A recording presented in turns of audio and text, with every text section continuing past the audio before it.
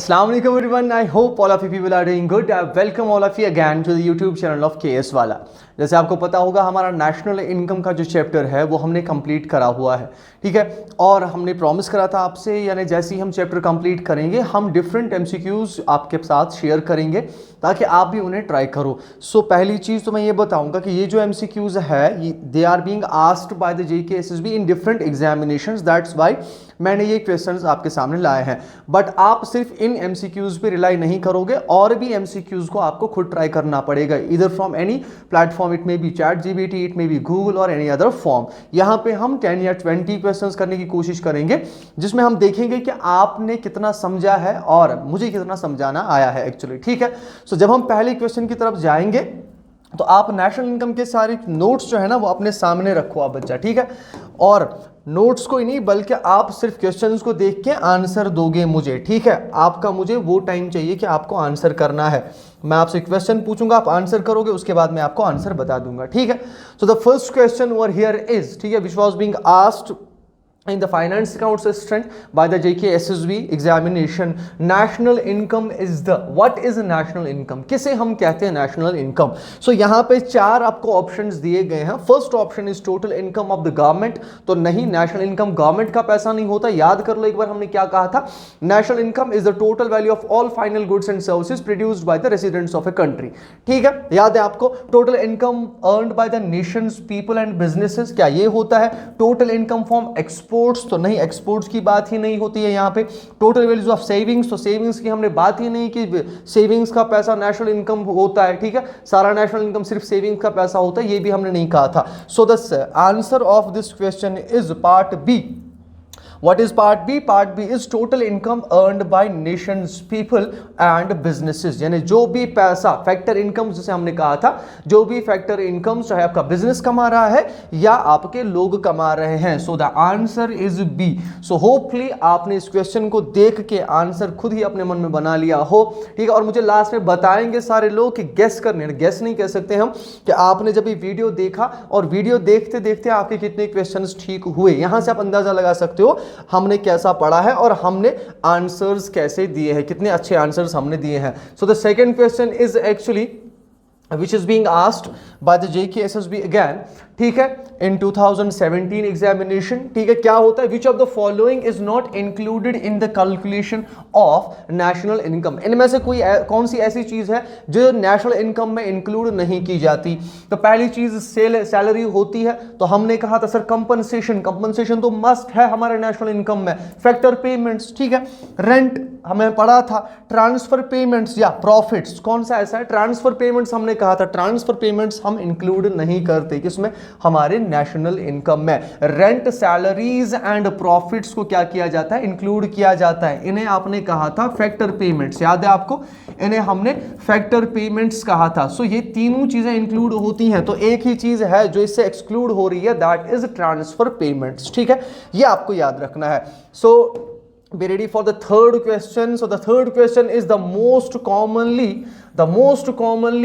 used measure of national income is, हम most of the times कौन सा measurement use करते हैं national income को measure करने के लिए?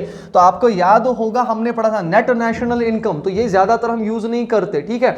उसके साथ साथ gross domestic income, gross domestic product, that is GDP, ठीक है। तीसरा gross national product, fourth is national income eight factor cost. तो कौन सा इन चारों में हम यूज करते हैं?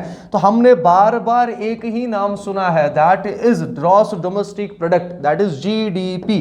So the answer will be B, कि ग्रॉस डोमेस्टिक प्रोडक्ट जो है ये हम जनरली यूज करते हैं to calculate the national income of the economy, ठीक है। Fourth question over here is which method, ठीक है।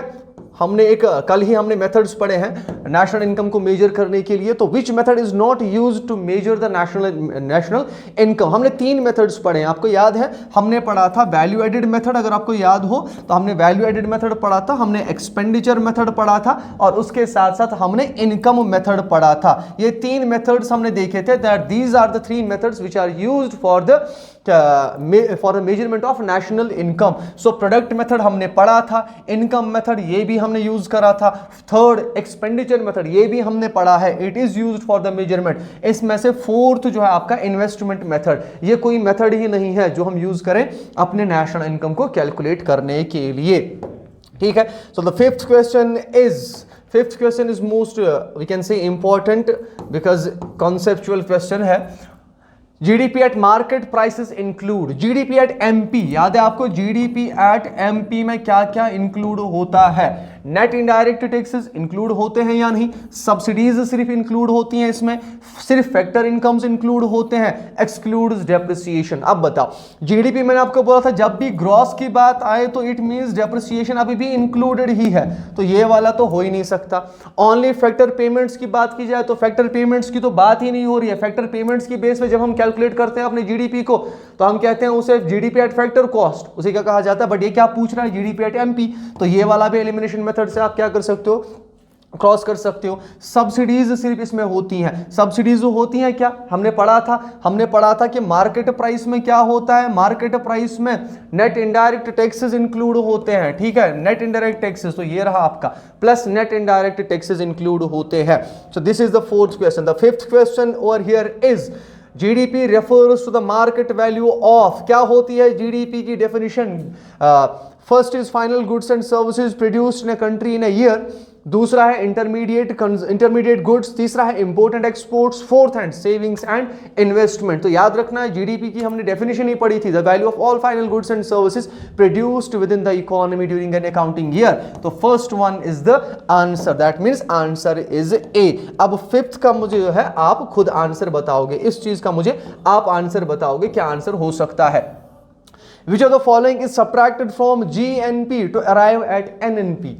ग्रॉस को नेट में कन्वर्ट करने के लिए, अगर आपको याद हो हमने पढ़ा था, मैंने अच्छे से समझाया था, ग्रॉस को नेट में कन्वर्ट करने के लिए क्या करना पड़ता है, माइनस करनी पड़ती है डेप्रिसिएशन। तो टैक्सेस हम माइनस नहीं करेंगे, क्या सब्ट्रैक्ट करना पड़ेगा, डेप्रिसिएशन। ये दो चीजें भी नहीं है, सिंपल है। जब तक कॉन्सेप्ट्स आपको समझ में नहीं आए होंगे, क्वेश्चंस अच्छे से समझ में नहीं आएंगे।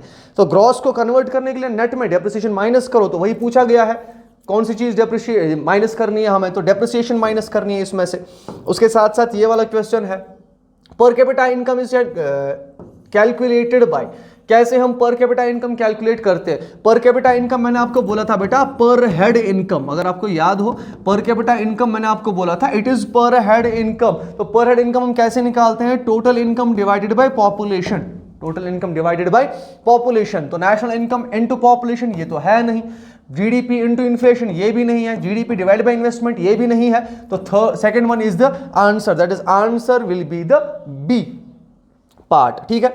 Ninth question is which is a component of income method in national income, कौन सा है जो हम नेशनल इनकम को मेथड मेजर करने के लिए हमने इनकम मेथड पढ़ा था, तो कौन सा कंपोनेंट है इसमें से इनकम मेथड का।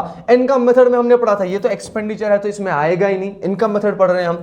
वैल्यू एडेड है, इसमें हमने अलग से वैल्यू एडेड मेथड पढ़ा था उसके लिए। आउटपुट एट मार्केट प्राइस ये भी हमने कहां पे पढ़ा था, जीडीपी एट एमपी में, यानी जिसे हमने कहा था प्रोडक्ट मेथड। तो यहां पे एक ही चीज बचती है, दैट इज फैक्टर इनकम्स। तो फैक्टर इनकम्स जो है वो आपका आंसर होगा।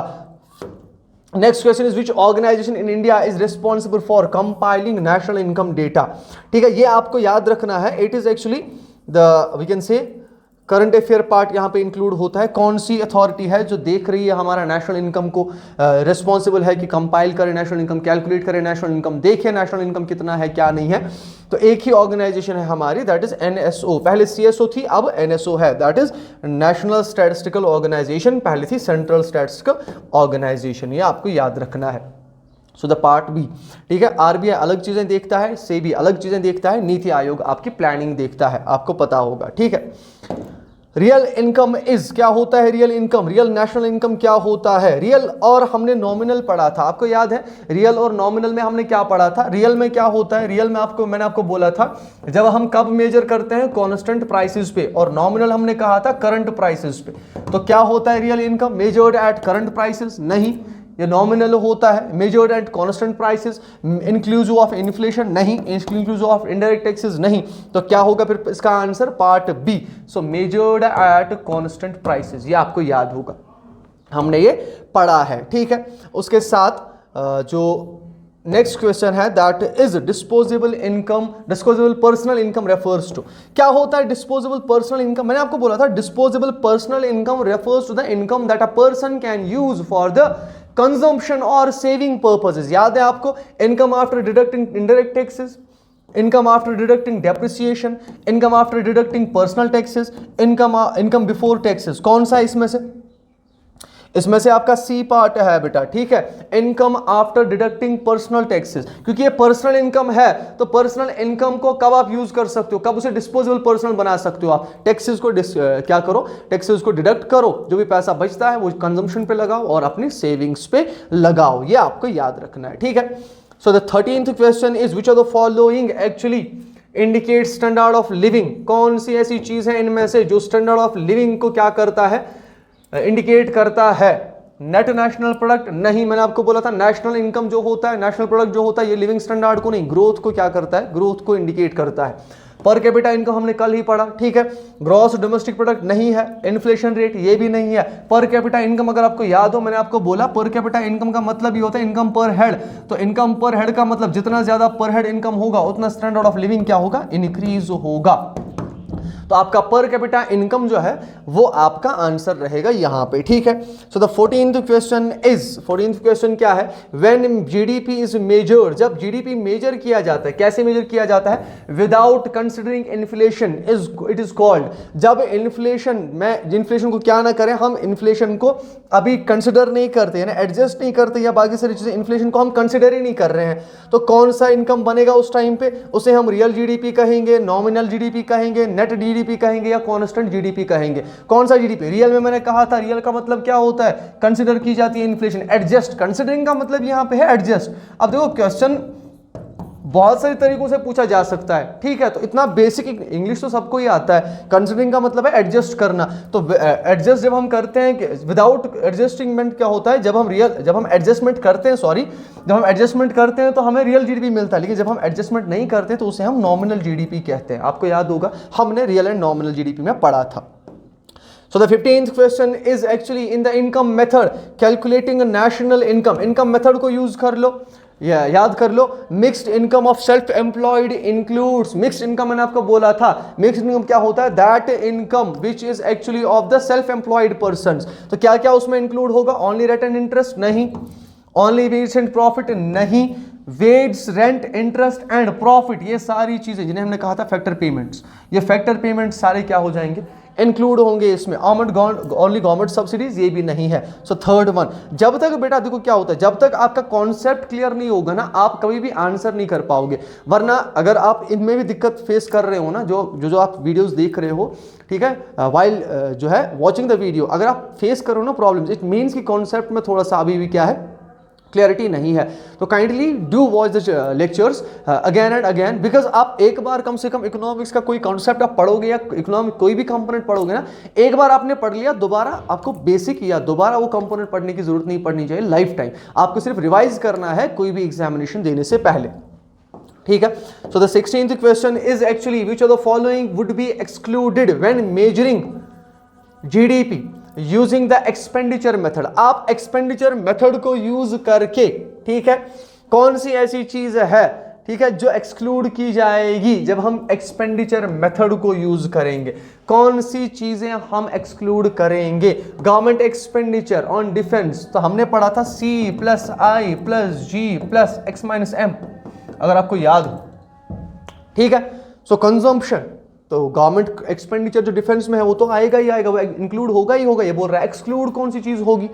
इन्वेस्टमेंट इन मशीनरी, इन्वेस्टमेंट तो आ रहा है, आ रहा है, ठीक है। हाउस होल्ड कंजम्पशन, ये प्राइवेट कंजम्पशन में आता है, ये गवर्नमेंट कंजम्पशन में आता है, ये वाला, ठीक है। लास्ट बचा क्या? Purchase of second hand goods. तो सेकंड हैंड गुड्स को हम इसमें इंक्लूड नहीं करते, purchase of second hand goods को इसमें इंक्लूड इसलिए नहीं किया जाता क्योंकि वो डबल काउंटिंग कर सकता है। अगर आपको याद हो हमने नेशनल इनकम में पढ़ा था, ठीक है, जब हमने नेशनल इनकम पढ़ा था हमने कहा था प्रॉब्लम ऑफ डबल काउंटिंग हमने वहां पे पढ़ी थी, ठीक है। उसके साथ साथ इफ डिफ्लेटर राइजेस, ठीक है, जब डिफ्लेटर आपका राइज होता है, real GDP remains constant, then क्या होता है उस टाइम पे जब आपका डिफ्लेटर इंक्रीज हो? अगर आपको याद हो मैंने आपको बोला था डिफ्लेटर को हम लेते हैं इन 100, ठीक है। और मैंने आपको ये भी बोला था वहां पे कि अगर प्राइस इंक्रीज होता है तो आपका डिफ्लेटर, अगर आपका डिफ्लेटर ग्रेटर देन 100 दिखा रहा है तो इट मींस इन्फ्लेशन है, ठीक है। अगर आपका डिफ्लेटर लेस देन 100 दिखा रहा है इट मींस डिफ्लेशन है। समझ आ रहा है? सो इट मींस कि इसका आंसर क्या होगा फिर कि आपका, क्योंकि यहां पे क्या कुछ और चीज चेंज नहीं हो रही है, ना ही हम इन्फ्लेशन को एडजस्ट कर रहे हैं, तो आपका पार्ट सी होगा, that is nominal GDP rises. हमारा नॉमिनल जीडीपी क्या हो जाता है? राइज होता है। मैंने ये नोट में अलग से लिखवाया था वहां पे, अगर आपको याद हो, ठीक है। 17th question is actually which of the following is true about net factor income from abroad? क्या होता है net factor income from abroad? एक होता है देखो FIAs, factor income from abroad, दूसरा होता है net factor income from abroad। क्या होता है? Always positive for developing countries. तो ऐसा हो ही नहीं सकता, हमेशा कहाँ ही होगा। नेट फैक्टर का मतलब ये, net factor incomes from abroad ये है कि किसी भी कंट्री का कभी भी कम हो सकता है, कभी भी ज्यादा हो सकता है। इट डिपेंड्स कि उसके लोग कितने काम कर रहे हैं बाहर और उसके घर में कितने लोग काम कर रहे हैं।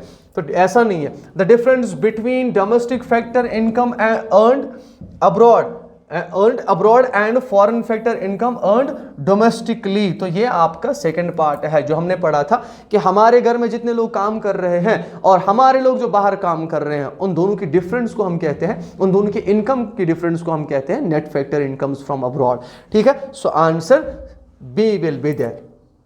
क्वेश्चन नंबर 19 जो आपका है, the value of intermediate goods, जो आपके इंटरमीडिएट गुड्स होते हैं, याद है आपको इंटरमीडिएट गुड्स मैंने आपको बोला था जो हम एज रॉ मटेरियल्स यूज करते हैं, या वो थिंग्स होते हैं, वो गुड्स होते हैं जो goods while the production process use किए जाते हैं।